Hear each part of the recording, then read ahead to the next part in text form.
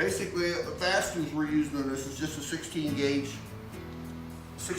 nail, air nail. But these are a high tempered nail. They don't bend really. They'll break easier than they will bend. It doesn't flex very much. Going in on a 45-degree angle on the studs. You can see where we have all our studs marked on the wall. Keep it up above the line. When the next piece of lumber goes in on top of it, it's going to hide that nail and you won't see it.